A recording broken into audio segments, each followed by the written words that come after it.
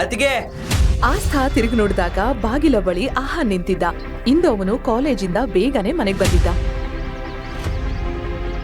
ಅತ್ತಿಗೆ, ಅಣ್ಣ ಇಲ್ಲಿ ಇಲ್ಲ ಅಂದ್ರೆ ನೀವ್ ಯಾರ ಜೊತೆ ಮಾತಾಡ್ತಾ ಇದ್ದೀರಾ? ಆಹಾನ್ಗೆ ನಿಂತಿದ್ದ ಜಾಗದಿಂದ ಆಹಾನ್ಗೆ ಕೇವಲ ಆಸ್ಥಾ ಅರ್ಧ ಮಾತ್ರ ಕಾಣಿಸ್ತಾ ಇದ್ಲು. ಅವನು ಅಲ್ಲಿಂದ ಮುಂದೆ ಬಂದು ನೋಡಿದಾಗ ಆಹಾನ್ ಸಹ ಅಲ್ಲೇ ಇದ್ದ. ಅದನ್ನು ನೋಡಿ ಅವನಿಗೆ ಗಾಬರಿ ಆಯಿತು. ಅದೇ ಗಾಬರಿಯಲ್ಲಿ ಅವನು ಹೇಳಿದ, ಅತ್ತಿಗೆ, ನನ್ ಮಾತಿನ ಅರ್ಥ ಅಂದ್ರೆ ಮೇಡಮ್ ದಯವಿಟ್ಟು ನೀವು ಒಳಗಡೆ ಬನ್ನಿ.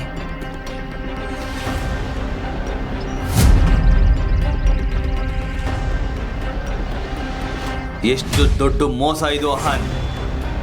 ಆಹಾನ್, ನನ್ನಿಂದ ಈ ಸತ್ಯ ಮುಚ್ಚೋಡಕ್ಕೆ ಕಾರಣ ಏನೋ? ಆಹಾನ್ಗೆ ತನ್ನ ತಾತನ ಮಾತು ನೆನಪಾಯಿತು. ಅರ್ಮಾನ್ಗೆ ಇನ್ನೂ ತನ್ನ ಮದುವೆ ಪ್ರಿಯಾಂಕಾ ಜೊತೆ ಅಲ್ಲ, ಆಸ್ಥಾ ಜೊತೆ ಆಗಿದೆ ಅನ್ನೋದು ಗೊತ್ತಿರ್ಲಿಲ್ಲ. ಆದ್ರೆ ಈಗ ಅದು ಅವನ ಮುಂದೆ ಬಯಲಾಗಿದೆ.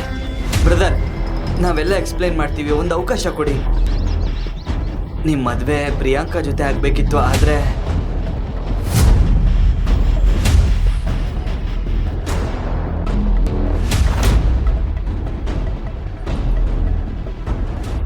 ಆಹಾನ್ ಮದುವೆಯ ಸಂಪೂರ್ಣ ಸತ್ಯವನ್ನ ಅರ್ಮಾನ್ಗೆ ಹೇಳುತ್ತಿದ್ದಂತೆ ಅರ್ಮಾನ್ಗೆ ತುಂಬಾ ಕೋಪ ಬಂತು. ಅವನು ಏನು ಮಾಡುತ್ತಾನೋ ಎಂಬ ಭಯ ಅವನ ತಮ್ಮನಿಗೂ ಸಹ ಇತ್ತು. ಇನ್ನೊಂದು ಕಡೆ ತಾನು ಜಗಳ ಆಡುತ್ತಿದ್ದ ವ್ಯಕ್ತಿ ಅರ್ಮಾನೇ ಅನ್ನೋದು ಗೊತ್ತಾದ ತಕ್ಷಣ ಅವಳಿಗೆ ಭಯ ಹೆಚ್ಚಾಯಿತು. ಆದರೆ ಈಗಾಗ್ಲೇ ತಡವಾಗಿತ್ತು. ಅರ್ಮಾನ್ ತನ್ನ ಜೇಬಿಗೆ ಕೈ ಹಾಕಿ ಗನ್ ಹೊರತೆಗೆದ. ಅರ್ಮಾನ್, ಏನ್ ಮಾಡ್ತಾ ಇದ್ದೀರಾ? ನನಗೆ ಸುಳ್ಳು ಹೇಳಿ ಮೋಸ ಮಾಡೋ ಜನ ಅಂದ್ರೆ ಅಸಹ್ಯ. ಮತ್ ನನ್ಗೆ ಮೋಸ ಆಗಿದೆ. ಹೀಗೆ ಹೇಳಿ ಅರ್ಮಾನ್ ಟ್ರಿಗರ್ ಅನ್ನ ಒತ್ತೆ ಬಿಟ್ಟ. ಭಯದಿಂದ ನಡುಗಿದ ಆಸ್ಥಾ ಜೋರಾಗಿ ಕಿರುಚಿ ಅಲ್ಲೇ ಮೂರ್ಛೆ ಹೋದಳು.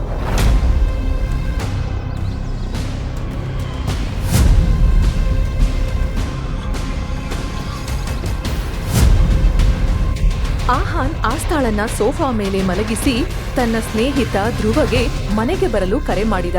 ಧ್ರುವ ನಗರದಲ್ಲೇ ಪ್ರಸಿದ್ಧ ಸರ್ಜನ್ ಮತ್ತು ಡಾಕ್ಟರ್ ಆಗಿದ್ದ. ಆಸ್ಥಾಳ ಸ್ಥಿತಿಯನ್ನು ನೋಡಿ ತಾತ ಅರ್ಮಾನ್ಗೆ ಹೀಗೆಂದು ಹೇಳಿದರು,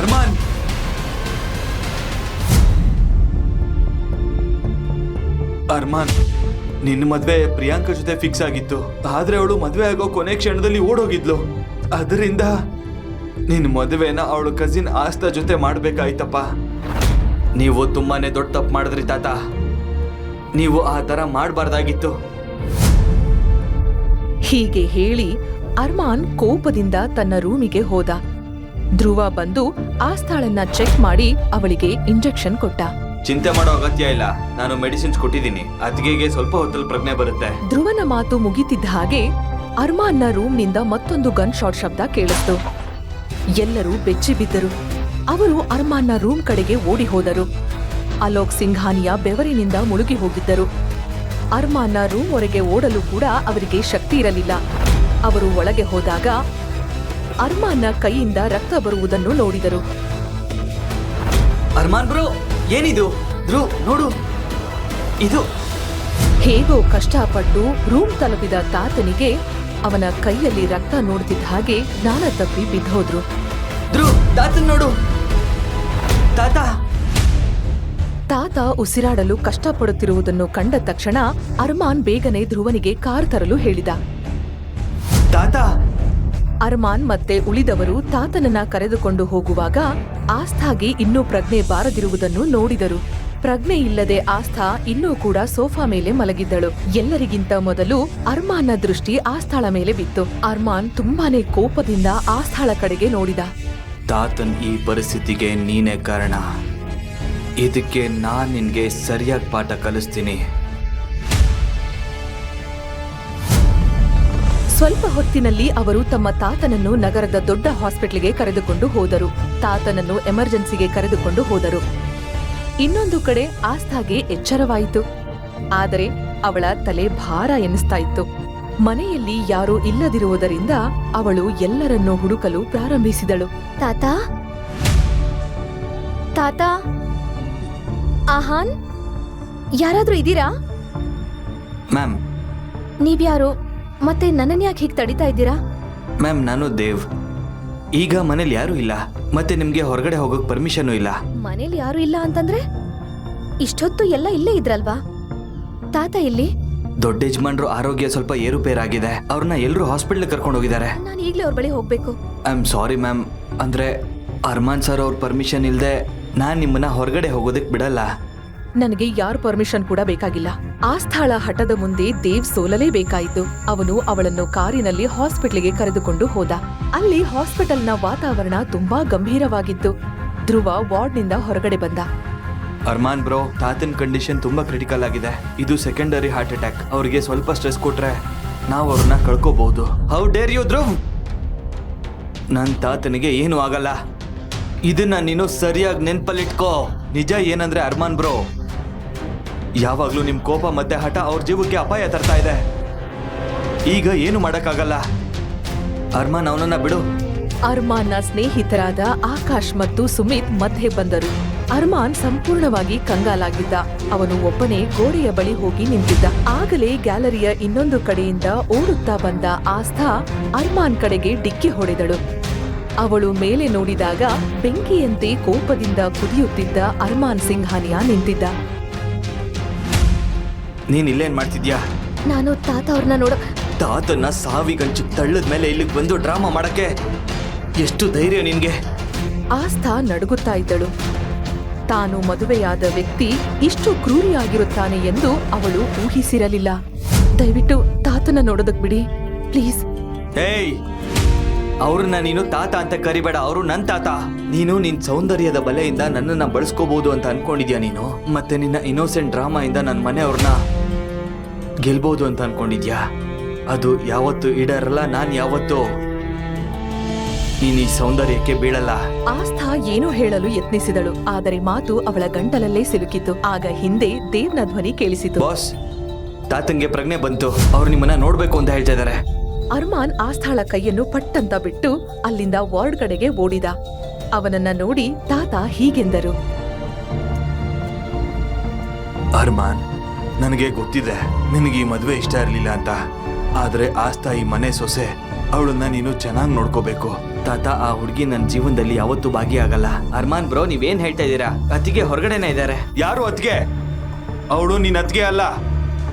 ಸರಿಯಾಗಿ ಕೇಳಿಸ್ಕೊಳ್ಳಿ, ಅವಳ ಜೊತೆ ಯಾವುದೇ ಸಂಬಂಧ ಇರೋದಿಲ್ಲ. ತಾತನ ಕಣ್ಣಲ್ಲಿ ವಿಚಿತ್ರವಾದ ನೋಟ ಮತ್ತು ಕೋಪ ಕಾಣಿಸಿಕೊಂಡಿತು. ಅರ್ಮಾನ್, ಆಸ್ಥಾ ಹೊರಗಡೆ ಇದ್ದಾಳ. ನೋಡಪ್ಪ, ನಮ್ ಸೊಸೆನ ನೀನು ಒಳಗಡೆ ಬರಕ್ ಬಿಡ್ಲಿಲ್ಲ ಅಂದ್ರೆ ನಾನು ಸತ್ ಮೇಲೆ ನನ್ನ ಚಿತೆಗೂ ಸಹ ನೀನು ಬೆಂಕಿ ಇಡಬಾರ್ದು. ಇದನ್ನು ಕೇಳಿ ರೂಮ್ ಸಂಪೂರ್ಣವಾಗಿ ಮೌನವಾಗಿತ್ತು. ಅರ್ಮಾನ್ನ ಮುಖ ಕೋಪದಿಂದ ಕೆಂಪಾಯಿತು. ಅವಳನ್ನ ಒಳಗಡೆ ಕರ್ಕೊಂಡ್ ಬಾ. ಅರ್ಮಾನ್ ಬ್ರೋ, ಸ್ವಲ್ಪ ತಲೆ ಉಪಯೋಗಿಸಿ. ತಾತ ಈಗ ಆಸ್ಥಾ ಅತ್ತಿಗೆಗೆ ಅಟ್ಯಾಚ್ ಆಗಿದ್ದಾರೆ. ನೀವು ಅವ್ರನ್ನ ಬೇರ್ಪಡಿಸಿದ್ರೆ ಸ್ಟ್ರೆಸ್ ಇಂದ ಅವ್ರ ಆರೋಗ್ಯ ಕೆಡಬಹುದು. ನಿಮ್ ಕೋಪಕ್ಕಾಗಿ ಅವ್ರ ಜೀವ ಪಣಕ್ಕಿಡ್ತೀರಾ? ಕನಿಷ್ಠ ಒಂದ್ಸಲ ಆದ್ರೂ ಪ್ಲೀಸ್ ಮನುಷ್ಯರಂತೆ ವರ್ತಿಸಿ. ಈ ಹುಡುಗಿ ತಾತನ್ ಸರಿಯಾಗಿ ನೋಡ್ಕೋತಾಳೆ ಅಂತಂದ್ರೆ ಅದರ ಅರೇಂಜ್ಮೆಂಟ್ ನನ್ನ ಪ್ರಕಾರ ನಾನೇ ಮಾಡ್ತೀನಿ.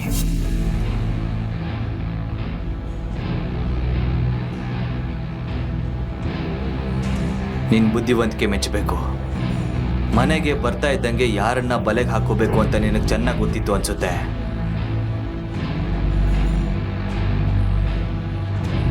ತಾತ ಹಾಸ್ಪಿಟಲ್ ಅಲ್ಲಿ ಇರೋವರೆಗೂ ನೀನು ನನ್ನ ಹೆಂಡತಿಯಾಗಿ ನಾಟಕ ಮಾಡಬೇಕು. ಮತ್ತೆ ಒಂದೇ ಒಂದು ಕಣ್ಣೀರ್ ಹನಿ ಸಹ ಬರಬಾರ್ದು. ಅಕಸ್ಮಾತ್ ಬಂದ್ರೆ ನಾನು ನಿಮ್ಮ ಮನೆಯವರನ್ನ ಸುಮ್ಮನೆ ಬಿಡಲ್ಲ.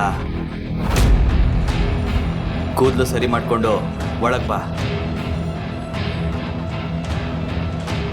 ಮಗುವಿನಂತೆ ಆಸ್ಥಾ ಅವನ ಮಾತುಗಳನ್ನ ಫಾಲೋ ಮಾಡುತ್ತಾ ರೂಮಿನ ಒಳಗಡೆ ಹೋದಳು. ಒಳಗೆ ಹೋಗಿ ತಾತನ ಬಳಿ ಅವರ ಕೈಯನ್ನು ಹಿಡಿದುಕೊಂಡು ಕೂತಳು. ತಾತ ಅವರಿಬ್ಬರನ್ನು ನೋಡುತ್ತಿದ್ದರು. ಈ ಹುಡುಗಿ ಏನ್ ಮಾಟ ಮಂತ್ರ ಮಾಡಿದಾಳೆ? ಸ್ವಲ್ಪ ಸಮಯದಲ್ಲೇ ಎಲ್ಲರನ್ನು ತನ್ನ ಬಲೆಗೆ ಹಾಕೊಂಡಿದ್ದಾಳೆ. ಇರ್ಲಿ, ಅದನ್ನ ಆಮೇಲೆ ನೋಡ್ಕೋತೀನಿ. ಅದ್ಗೆ ಈಗ ನಿಮ್ಮ ಆರೋಗ್ಯ ಹೇಗಿದೆ? Hey Akash, the great Dhruv treatment ಮೇಲೆ ನಿನ್ಗೆ ಅನುಮಾನನಾ? ಸುಮ್ಮನೆ ಕೇಳ್ದೆ. ಅದ್ಗೆ ಪರ್ಫೆಕ್ಟ್ಲಿ ಫಿಟ್ ಆಗಿದ್ದಾರೆ. ಆಕಾಶ್, ಧ್ರುವ್ ಹೇಳಿದ್ದು ನಿಜ. ನಾನಿವಾಗ ಚೆನ್ನಾಗೇ ಇದ್ದೀನಿ. ಧ್ರುವ್, ನಂದೊಂದು ರಿಕ್ವೆಸ್ಟ್ ಇದೆ. ದಯವಿಟ್ಟು ತಾತನ ಬೇಗ ಗುಣಪಡಿಸಿ ಮನೆಗೆ ಕಳಿಸಿ. ಹೇ ಅದ್ಗೆ ವರಿ ಮಾಡಬೇಡಿ. ರಿಪೋರ್ಟ್ ಬರೋಕ್ಕೆ 2-3 ಗಂಟೆ ಇದೆ. ನೀವು ಅರ್ಮಾನ್ ಬ್ರೋ ಜೊತೆ ಮನೆಗೆ ಹೋಗಿ ರೆಸ್ಟ್ ಮಾಡಿ. ಇದನ್ನು ಕೇಳಿ ಅವಳಿಗೆ ತುಂಬಾ ಭಯ ಆಯಿತು. ಆದ್ರೆ ಅವಳು ಅದನ್ನ ತಾತನಿಗೆ ತೋರಿಸಲಿಲ್ಲ. ಆಸ್ತಾ, ಧ್ರುವ ಹೇಳಿದ್ದು ಸರಿ. ನಿನಗೆ ಹುಷಾರಿಲ್ಲ ಅಂದ್ರೆ ತಾತನ್ನ ಯಾರು ನೋಡ್ಕೋತಾರೆ? ಬಾ ಮನೆಗೆ ಹೋಗೋಣ.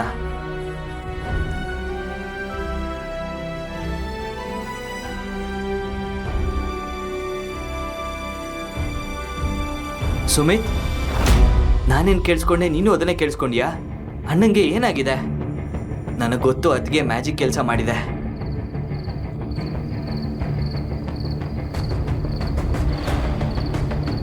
ಡಿಯರ್ ಗಾಡ್, ಇಂದು ನನ್ನನ್ನು ಈ ರಾಕ್ಷಸನಿಂದ ಕಾಪಾಡು. ನಾನು ನಿನಗೆ 101 ತೆಂಗಿನಕಾಯಿ ಹೊಡಿತೀನಿ. ಪ್ಲೀಸ್ ಇವತ್ತು ನನ್ನ ಉಳಿಸು.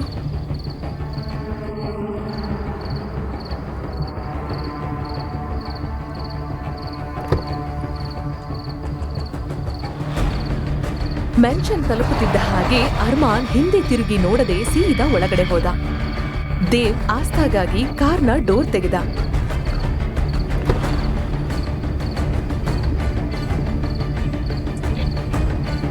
ದೇವ್ ಬ್ರೋ, ಉಳಿದವ್ರು ಯಾವಾಗ ಬರ್ತಾರೆ ಅಂತ ಏನಾದರೂ ಹೇಳಿದ್ರಾ? ಚಿಂತಿಸ್ಬೇಡಿ, ಅವರು 3 ಗಂಟೆಗಳಲ್ಲಿ ಬರ್ತಾರೆ. ನಿಮಗೇನೇ ಬೇಕಾದರೂ ನಾನು ಇಲ್ಲೇ ಇದ್ದೀನಿ, ನನ್ನ ಕೇಳಿ. ಆಸ್ಥಾ ಅರ್ಮಾನ್ ಜೊತೆ ಒಬ್ಳೇ ಇರ್ಬೇಕೆಂಬ ಭಯದಿಂದ ನಡುಗ್ತಾ ಇದ್ಲು ಅನ್ನೋದನ್ನ ದೇವ್ ಅರ್ಥ ಮಾಡಿಕೊಂಡಿದ್ದ. ಅವಳು ಒಳಗಡೆ ಕಾಲಿಟ್ಟ ತಕ್ಷಣ ಒಬ್ಬ ಸರ್ವೆಂಟ್ ಅವಳ ಬಳಿಗೆ ಬಂದ. ಮ್ಯಾಮ್, ಸರ್ ನಿಮ್ಮನ್ನ ಅವ್ರ ರೂಮಿಗೆ ಕರೀತಾ ಇದ್ದಾರೆ. ಇದನ್ನು ಕೇಳಿ ಆಸ್ಥಾಳ ಗಂಟಲು ಒಣಗಿತ್ತು. ಅವಳು ಮತ್ತೆ ಅದೇ ರೂಮ್ಗೆ ಹೋಗಬೇಕಾಗಿತ್ತು. ಯಾವ ರೂಮ್ನಲ್ಲಿ ಅವಳಿಗೆ ಗುಂಡನ್ನು ಹಾರಿಸಲಾಗಿತ್ತೋ ಅದೇ ರೂಮ್. ಅವಳಿಗೆ ತುಂಬಾ ಭಯವಾಗಿತ್ತು. ಆದರೂ ಧೈರ್ಯ ಮಾಡಿ ಅವಳು ಡೋರನ್ನ ನಾಕ್ ಮಾಡಿದ್ಲು. ಅವಳು ಒಳಗಡೆ ಹೋಗುವುದಕ್ಕೆ ಹೇಗೆ ಹಿಂಜರಿಯುತ್ತಿದ್ದಳೋ ಆ ರೂಮ್ನಿಂದ ಒಂದು ಭಯಾನಕ ಧ್ವನಿ ಬಂತು. ಇಡೀ ರಾತ್ರಿ ಅಲ್ಲೇ ನಿಲ್ಬೇಕು ಅಂತ ಪ್ಲಾನ್ ಮಾಡಿದ್ಯಾ? ನಾನ್ ಬಂದು ಕರ್ಕೊಂಡು ಹೋಗ್ಬೇಕಾ? ಬಾ ಒಳಗೆ. ಆಸ್ಥಾ ಭಯದಿಂದಲೇ ಒಳಗಡೆ ಹೆಜ್ಜೆ ಇಟ್ಟಳು. ರೂಮ್ನ ತುಂಬಾ ಮಂದ ಬೆಳಕಿತ್ತು. ಅರ್ಮಾನ್ ಸೋಫಾದಲ್ಲಿ ಬೇಟೆಗಾರನಂತೆ ಕೋಪದಿಂದ ಕುಳಿತಿದ್ದ. ಇವತ್ತಿಂದ ನಿನ್ನ ಕೆಲಸ ತಾತನ್ನ ನೋಡ್ಕೊಳ್ಳೋದು ಅಷ್ಟೇ. ನಿನ್ನ ಲೆವೆಲ್ ಒಬ್ಬ ಕೇರ್ ಟೇಕರ್ ಮತ್ತೆ ಸರ್ವೆಂಟ್ನದ್ದು ಅಷ್ಟೇ. ಅದಕ್ಕಿಂತ ಹೆಚ್ಚು ಏನೂ ಇಲ್ಲ. ಈ ವಿಷಯ ನಮ್ಮ ತಾತ, ನಮ್ಮ ತಮ್ಮ, ನಮ್ಮ ಸ್ನೇಹಿತರಿಗೆ ಈ ವಿಷಯ ಗೊತ್ತಾಗಬಾರ್ದು. ಅವ್ರಿಗೇನಾದ್ರೂ ವಿಷಯ ಗೊತ್ತಾದ್ರೆ ಊರಿನಲ್ಲಿ ನಿನ್ನ ಅಜ್ಜಿ ಕತೆ ಏನಾಗುತ್ತೆ ಅಂತ ನಿನಗೆ ತುಂಬಾ ಚೆನ್ನಾಗಿ ಗೊತ್ತು ಅನ್ಸುತ್ತೆ. ಆಸ್ಥಾಗೆ ಅರ್ಮಾನ್ ಒಬ್ಬ ಎಕ್ಸಿಕ್ಯೂಷನರ್ ಹಾಗೆ ಕಾಣಿಸುತ್ತಿದ್ದ. ಅವಳು ತಲೆ ತಗ್ಗಿಸಿ ನಿಂತಿದ್ದಳು. ಅವಳ ಕಣ್ಣೀರು ಮೌನವಾಗಿ ಹರಿತಾ ಇತ್ತು. ಅರ್ಮಾನ್ ಆಸ್ಥಾಳ ಕಣ್ಣೀರನ್ನ ನೋಡಿದ, ಆದರೆ ಅವನ ಹೃದಯ ಕರಗಲಿಲ್ಲ. ಈ ಕಣ್ಣೀರು ನನ್ನ ಮುಂದೆ ನೀನು ಎಷ್ಟು ಬೇಕಾದ್ರೂ ಅಳು, ಆದ್ರೆ ತಾತ ಅಥವಾ ನನ್ನ ಫ್ರೆಂಡ್ಸ್ ಮುಂದೆ ಒಂದೇ ಒಂದು ಹನಿ ಬಿದ್ರು ಅದ್ರ ಪರಿಣಾಮ ಏನಾಗುತ್ತೆ ಅನ್ನೋದು ನಿನಗೆ ಗೊತ್ತಿರಲಿ. ನಿನಗೆ ತುಂಬಾ ಚೆನ್ನಾಗಿ ಗೊತ್ತು. ಒಂದ್ ವೇಳೆ ಆ ಥರ ಆದ್ರೆ ನಿಜವಾಗ್ಲೂ ಅದ್ರ ಪರಿಣಾಮ ಚೆನ್ನಾಗಿರಲ್ಲ. ಹಳ್ಳಿಲಿ ಎಲ್ರು ನನ್ನನ್ನ ತುಂಬಾ ಪ್ರೀತಿಸ್ತಾ ಇದ್ರು. ಈ ಅಪರಿಚಿತ ವ್ಯಕ್ತಿ ಮಾತ್ರ ನನ್ನನ್ನ ಇಷ್ಟು ದ್ವೇಷಿಸ್ತಾ ಇದ್ದಾನೆ. ನಿನ್ ಸಾಮಾನುಗಳನ್ನ ತಗೊಂಡು ಈ ರೂಮ್ಗೆ ಶಿಫ್ಟ್ ಆಗು. ಈ ರೂಮ್ಗ ಯಾವುದೇ ಕನ್ಸು ಕಾಣ್ಬೇಡ. ಈ ಜಗತ್ತಿಗೆ ಮಾತ್ರ ನಾವು ಗಂಡ ಹೆಂಡ್ತಿ. ಅದಕ್ಕೆ ನಾವು ಒಂದೇ ರೂಮಲ್ಲಿ ಇರಬೇಕು. ಹಾಗಂತ ನನ್ನ ಬೆಡ್ ಮೇಲೆ ಮಲ್ಕೋಬೇಡ. ನಿನ್ ಜಾಗ ಕೆಳಗೆ, ನೆಲದ ಮೇಲೆ.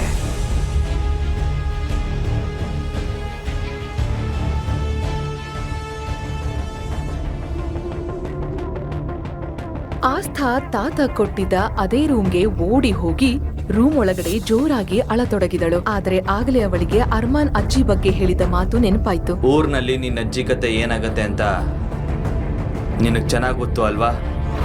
ತಾನೇ ಸಮಾಧಾನ ಪಡಿಸಿಕೊಂಡ್ಲು. ಇಲ್ಲ ಆಸ್ಥಾ, ನಾನು ಅಳಬಾರ್ದು. ನಾನು ಧೈರ್ಯವಾಗಿರ್ಬೇಕು.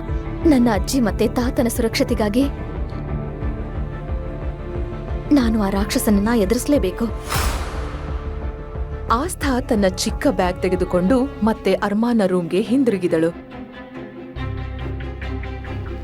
ನಿನ್ನ ಸಾಮಾನುಗಳನ್ನ ಆ ಕಾರ್ನರ್ ಅಲ್ಲಿಟ್ಟು ಕುಳಿತುಕೋ. ಈಗಿನ್ನೇನ್ ಬೇಕು ಇವನಿಗೆ? ಇನ್ನೂ ಏನಾದ್ರೂ ಉಳಿದಿದ್ಯಾ? ಆ ಪ್ರೊಫೈಲ್ ತಗೋ. ಅದ್ರೊಳಗಡೆ ಕಾಂಟ್ರಾಕ್ಟ್ ಇದೆ. ನೀನು ನನ್ನ ಜೊತೆ ಈ ರೂಮ್ ನಲ್ಲಿ ಇರೋವರೆಗೂ ಆ ಕಾಂಟ್ರಾಕ್ಟ್ ಪ್ರಕಾರ ಬದುಕಬೇಕು. ಸೈನ್ ಮಾಡು. ಫೈಲ್ ಒಳಗಿದ್ದ ಕಾಂಟ್ರಾಕ್ಟ್ ಪೇಪರ್ಸ್ಗಳನ್ನ ನೋಡುತ್ತಿದ್ದಂತೆ ಆಸ್ಥಾಳ ಕಣ್ಣುಗಳು ದೊಡ್ಡದಾದವು. ಅವಳ ಮುಖದ ಎಕ್ಸ್ಪ್ರೆಷನ್ ಬದಲಾಯಿತು. ಆ ಪೇಪರ್ಸ್ಗಳಲ್ಲಿ ಏನಿತ್ತು? ಅದು ಆಸ್ಥಾಳನ್ನ ಇಷ್ಟು ಬೆಚ್ಚಿ ಬೀಳುವಂತೆ ಏಕೆ ಮಾಡಿತು? ತನ್ನ ಅಜ್ಜಿಯನ್ನು ಉಳಿಸಲು ಅವಳು ಸೈನ್ ಮಾಡ್ತಾಳಾ? ಅರ್ಮಾನ್ನ ಕೋಪದ ಹಿಂದೆ ಯಾವ ಪಾಸ್ಟ್ನ ರಹಸ್ಯ ಅಡಗಿದೆ? ಆಸ್ತಾಳ ಕಥೆಯಲ್ಲಿ ಮುಂದೆ ಏನಾಗಲಿದೆ? ಅವಳು ಅರ್ಮಾನ್ನ ಕಲ್ಲಿನ ಹೃದಯವನ್ನು ಕರಗಿಸಿ ಅವರ ನಡುವೆ ಪ್ರೇಮ ಕಥೆ ಆರಂಭವಾಗುತ್ತಾ? ಸ್ನೇಹಿತರೆ, ಈಗ ಸಂಪೂರ್ಣ ಕಥೆಯನ್ನು ಈಗಲೇ ಕೇಳಲು ಡಿಸ್ಕ್ರಿಪ್ಷನ್ ನಲ್ಲಿ ಕೊಟ್ಟಿರುವ ಲಿಂಕ್ ಮೇಲೆ ಕ್ಲಿಕ್ ಮಾಡಿ ಪಾಕೆಟ್ FM ಆಪ್ ನ ಡೌನ್ಲೋಡ್ ಮಾಡಿ.